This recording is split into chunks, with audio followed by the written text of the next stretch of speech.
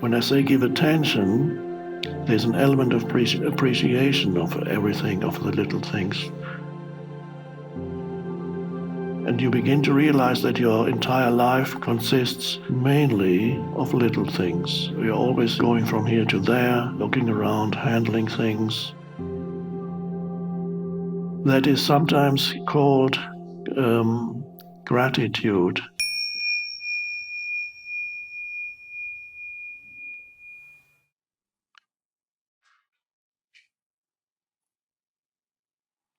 As you might have noticed,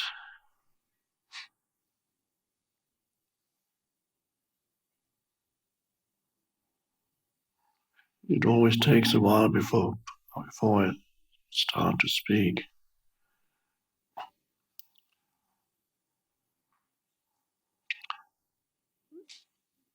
I often say it's good to start with a moment of stillness, and it is. But the main reason is that I don't know what to say.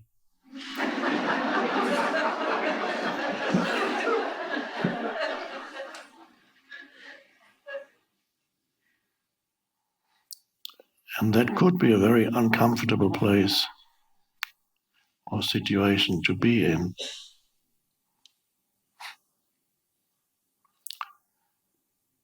Some people have nightmares like that. You're on stage, curtain opens, and suddenly you're facing an audience and you've forgotten your lines. But I don't have any lines,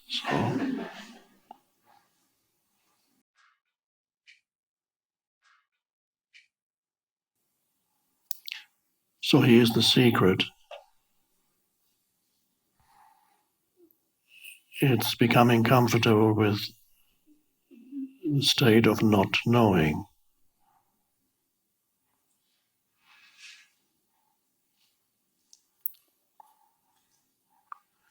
Otherwise it would be awful.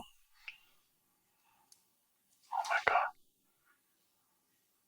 What can I say now? It would be terrible.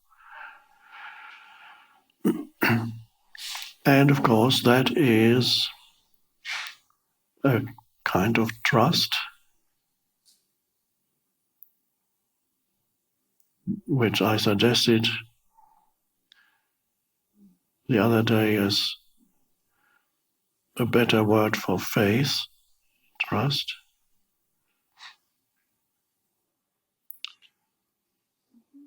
And that's incredibly important to become comfortable with not knowing. But what you do when you become comfortable with not knowing, you enter the state of non-conceptual knowing. But you have to be comfortable with not knowing anything on a conceptual level, thinking, in other words. So another way of putting it is to say that when I come on here and then I sit, I don't think, because that's the state of not knowing.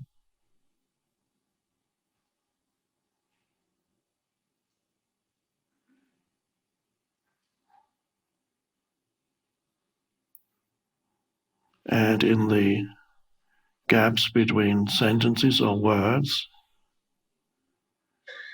I also don't think, rather than there's no next sentence or word being prepared.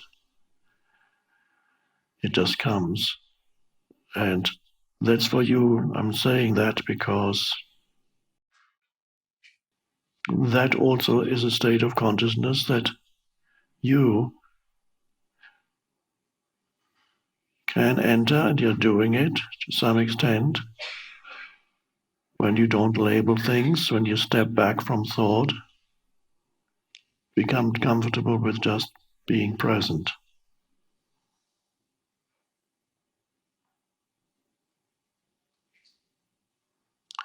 And all these questions of things like self-esteem, which apparently is a problem for many people.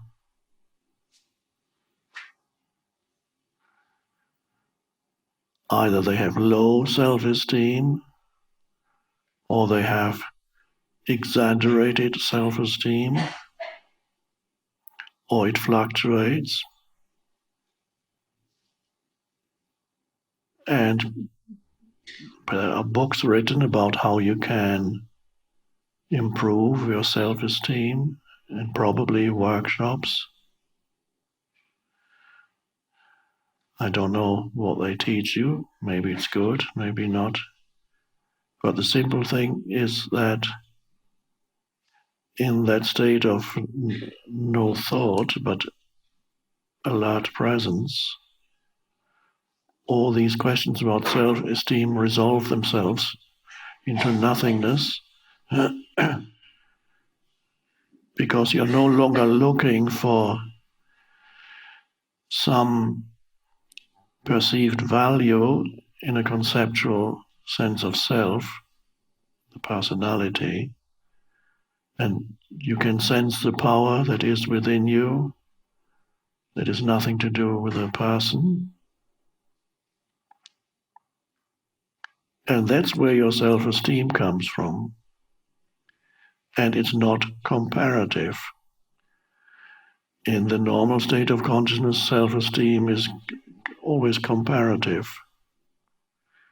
How do I rate myself relative to this person and that, and on what level, external appearance, strength, knowledge, beauty, possessions, status. And of course, you're always inferior to some in one or two or three areas, and you may be superior to some in another one or two areas.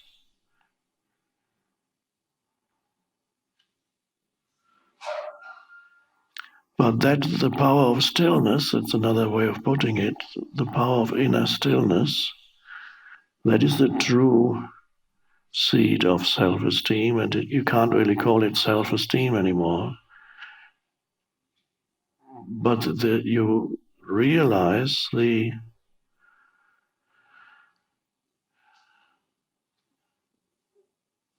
infinite value that you not possess, but are, because that is the essence that underlies the entire universe. It is the light of the world.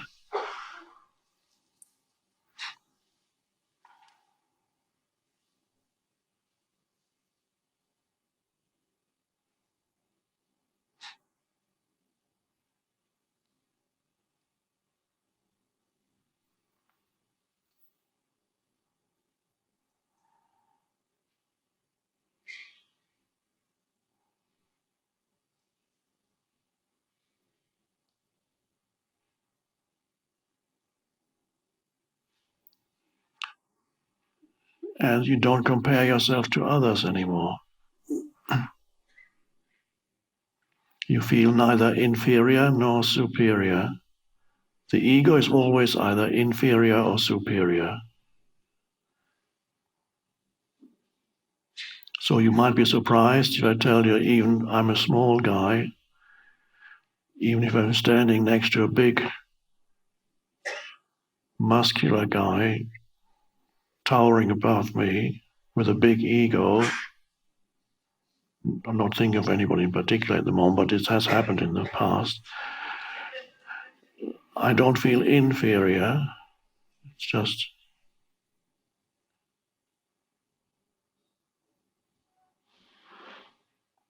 nor do I feel superior. I'm spirit. You might have a big body and muscles, but I'm the spiritual guy.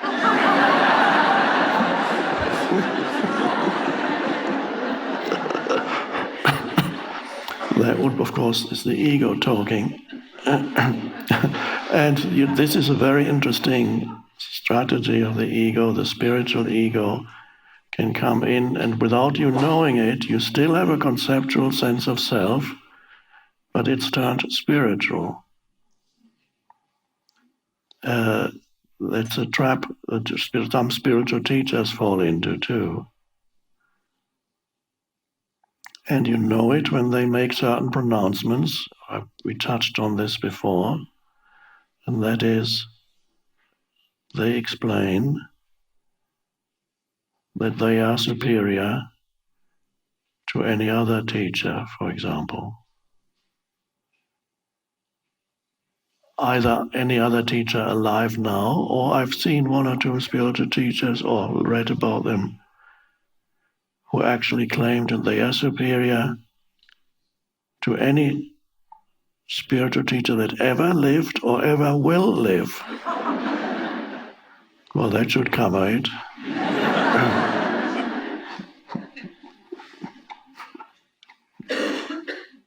Here or any other galaxy.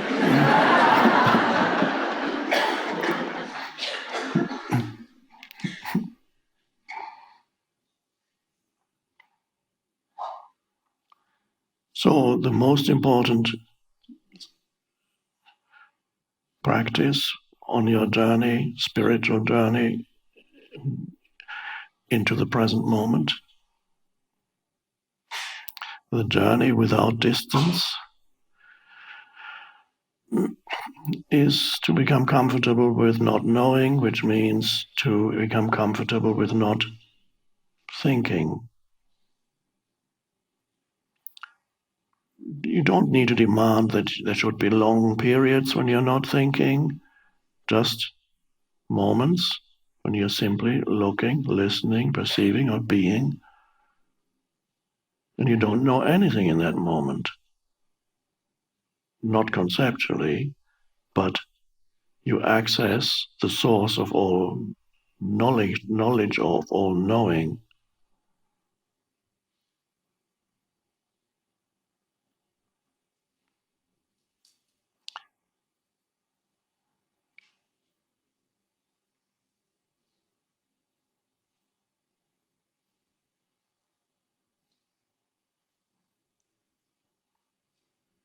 And that is a way for the ego to gradually become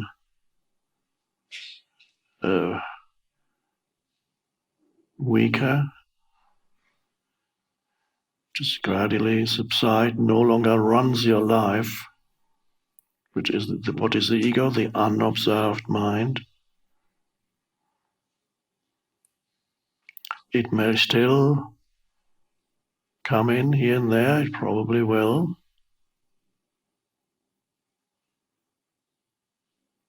That's fine.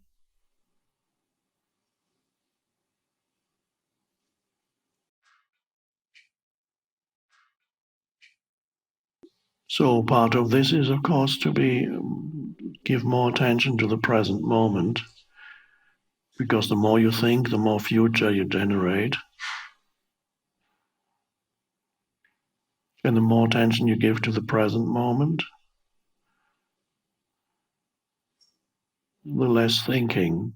Because to be really present, you don't think about it, you just are with it, give it attention. I recommend the little things of life to be more attentive to all the little things that make up every hour of every day, every minute, every hour, and give them more attention.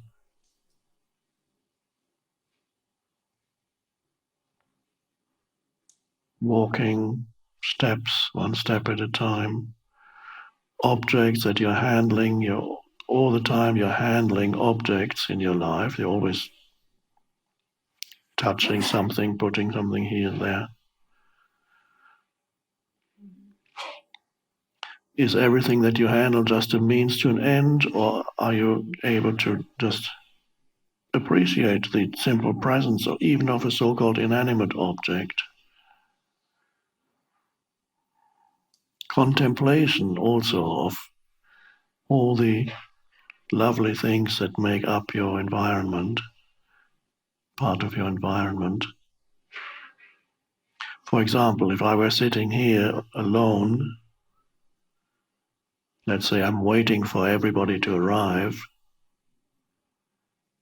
I might be sitting here looking, of course, at the flower, sense the stillness, and then there's a glass table here, and then there's a glass of water here, and there's a clock and a bell and tissues, and they all reflect the light in different ways. There's a little bit of a rainbow effect in the glass of water here, and then the lights are reflected on the bells, almost like a mirror, and there's the clock ticking away.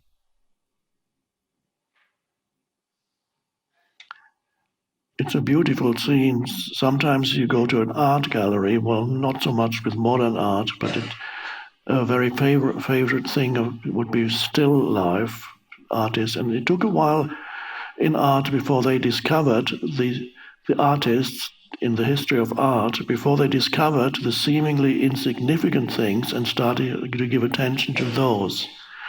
Before that happened, they were very much interested in the huge things, the saints or the kings or the huge battle scenes or the big, they painted those things, or the important people, or some dramatic thing, volcanic eruption or whatever, a fire.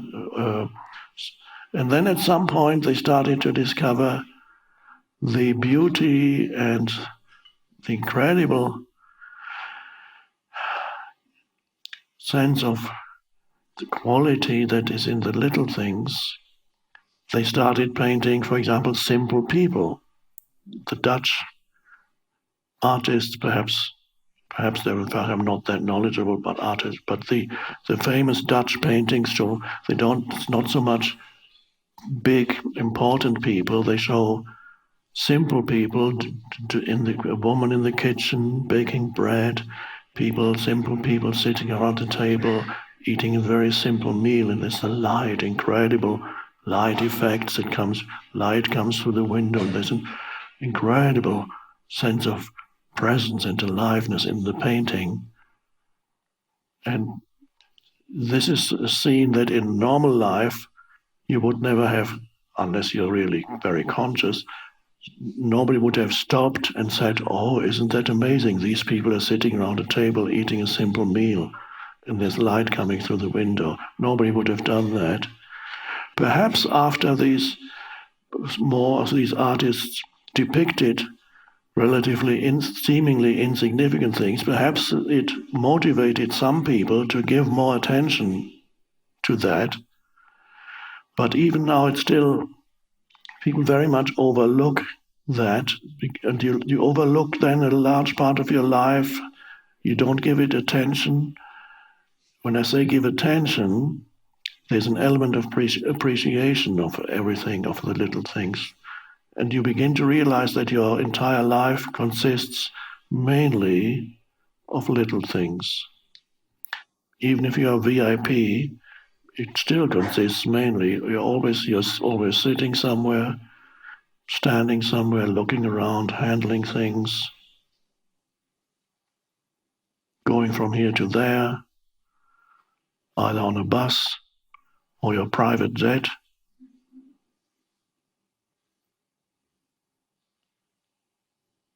And this giving attention,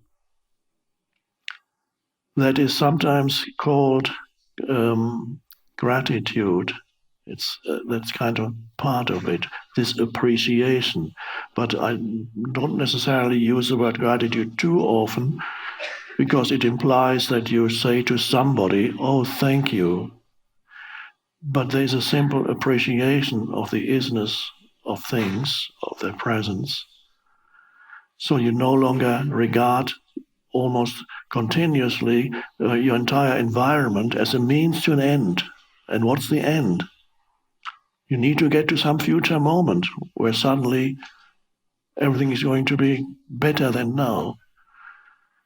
And so you're always on your way. It's a stepping stone to the next moment. In every object that you handle, has only utilitarian value, but has no value in itself, is never appreciated for its beingness.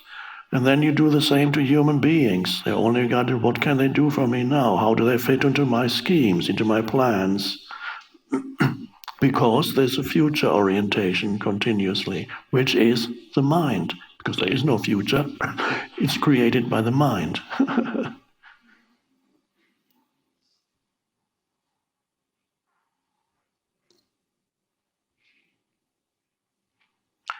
It becomes extremely enjoyable to be contemplating the little things that surround you. Then there is something, yes, there is an element of gratitude that comes with it. This appreciation is an element where you appreciate the sense-perceived world. This is an aspect of reality. It's not the deepest aspect of reality, but it is the surface of the ocean, and it's beautiful.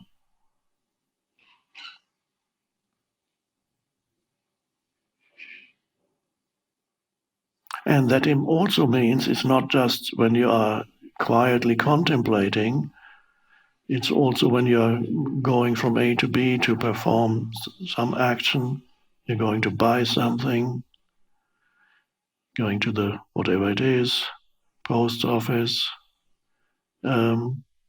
Appreciate the journey and every step of the journey and look around so that the 10 minutes of going to the shop or driving to the shop or taking your bicycle to the shop isn't completely wasted and reduced to means to an end.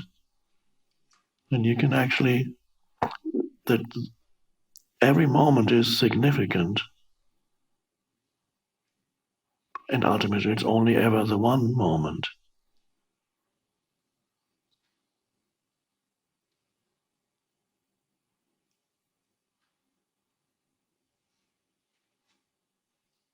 And then this waiting game comes to an end, waiting for the big break. That's an expression. I don't know what breaks, but waiting for whatever it is. Of course, you have a goal. You may have a goal in life, and you're moving towards it. But in the meantime, this is now, and you know you're moving towards it.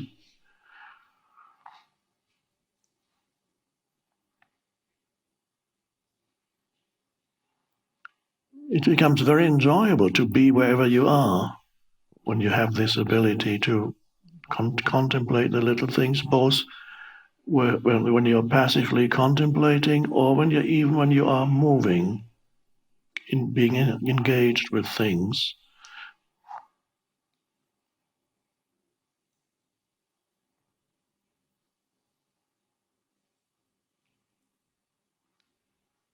I started off with talking about coming on stage and not knowing what to say.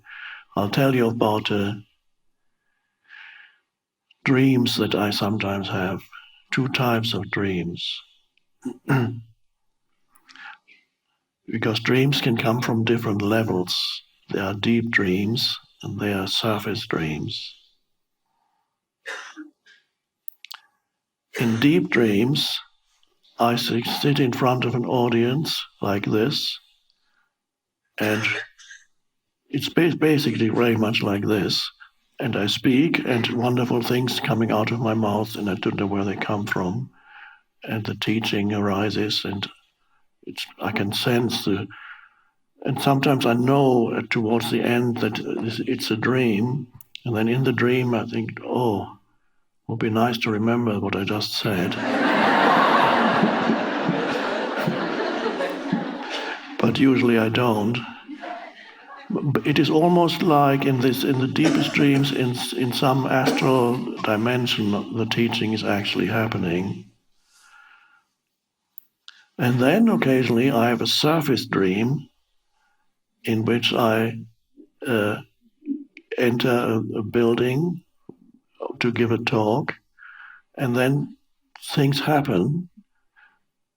For example, I can't find the entrance to the stage. And when I finally find it, then the audience is very restless and they're moving about and they're not even paying attention to me. And then other things go wrong. And so these dreams come from a disconnected, when the mind is disconnected, they arise. And when the mind is connected with Source, then this is what happens.